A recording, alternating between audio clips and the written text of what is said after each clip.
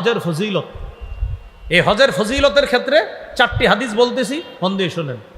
তিরমিজির বর্ণনা 811 নম্বর হাদিস।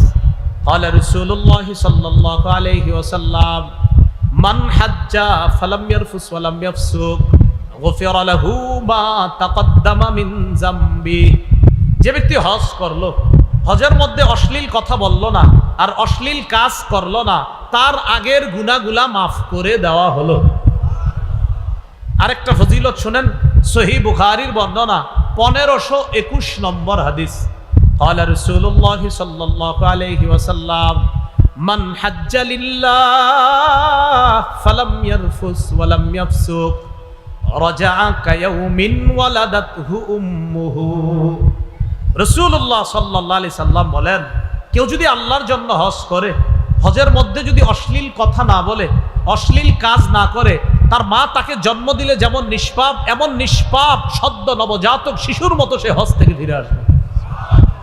আরেকটা ফজিলত শুনেন, ক্বালা রাসূলুল্লাহ সাল্লাল্লাহু আলাইহি ওয়াসাল্লাম মান হাজ্জা লিল্লাহ ফাকাদা মানাসিকা।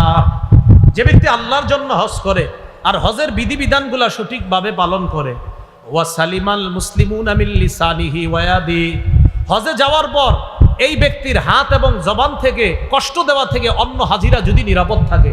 আপনি হজে গেলেন, আমি হজে গেলাম, যাওয়ার পর আমার জবানের কষ্ট দেওয়া আর আমার হাতের কষ্ট দেওয়া থেকে অন্য মুসলমান, অন্য হাজি যদি নিরাপদ থাকে, গুফিরা লাহু মা তাকদ্দামা মিন যামবি, নবী বলেন তার আগের গুনাহগুলা মাফ।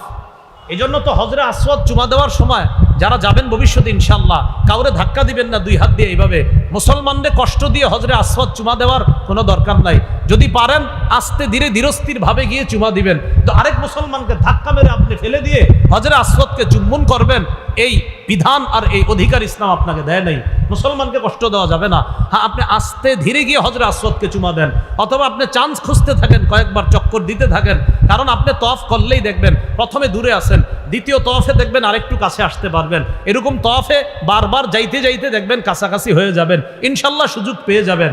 বুঝাইতে চাইলাম, পাথর চুমা দিতে গিয়ে আপনার হাত, আপনার জবান দিয়ে অন্য কোনো মুসলমান যেন কষ্ট না পায়। চুমা তো অবশ্যই দেওয়ার চেষ্টা করবেন, কিন্তু মুসলমানকে অবশ্যই কষ্ট দিবেন না। 2টা কথা বলছি, অবশ্যই চুমা দেওয়ার চেষ্টা করবেন পাথর, আবার অবশ্যই মুসলমানকে কষ্ট না দেওয়ার চেষ্টা করবেন। কথা বুঝে আসছে? এটাও করা যাবে না, আবার এটা করতে হবে। পাথরেও চুমা দিব ইনশাল্লাহ, আবার মুসলমানকে কষ্ট দেওয়া যাবে না। এইগুলো আপনার হজের আরেকটা ফজিলত বলি। মুসলিম শরীফের বর্ণনা 121 নম্বর হাদিস, একদম শুরু দিকে আছে। নবীর সাহাবী আমর ইবনুল আস রাদিয়াল্লাহু তাআলা মারা যাবে অবস্থা, মনটা খারাপ, মুমূর্ষ অবস্থায় সাহাবীরা তার পাশে। তখন তাকে সান্ত্বনা দিয়ে সাহাবায়ে কেরাম বললেন, আমা আলিমতা ইয়া আমরু আন্নাল ইসলাম ইয়াহদিমু মা কানা ক্বাবলা। আমার এত চিন্তা করো কেন? তুমি কি জানো না ইসলাম তার আগের গুনাহগুলা ধুয়ে মুছে মিটিয়ে দেয়, ধ্বংস করে দেয়। আরে তুমি তো মুসলমান হয়েছো, তুমি তো ইসলাম গ্রহণ করেছো, এর মানে ইসলাম গ্রহণ করাটাই তোমার আগের গুনাহ মাফের জন্য যথেষ্ট হয়ে গেছে। আমা আলিমতা আন্নাল ইসলাম ইয়াহদিমু মা কানা ক্বাবলা ওয়া আন্নাল হিজরাতা তাহদিমু মা কানা ক্বাবলাহা।